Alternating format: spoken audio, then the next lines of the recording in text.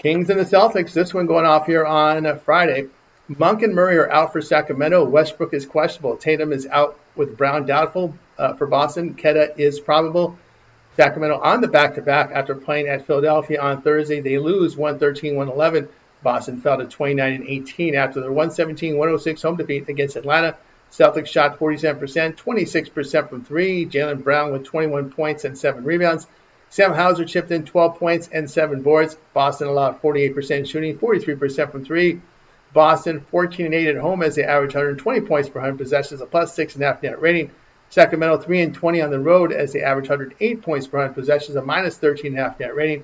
Kings are 2-2 to the spread in their past 4 games with spots of good shooting. Celtics have failed to cover 4 straight with poor shooting. Kings over the past 2 weeks shooting 49% overall. Celtics in this period shooting 45%. We'll take Sacramento here plus a 10.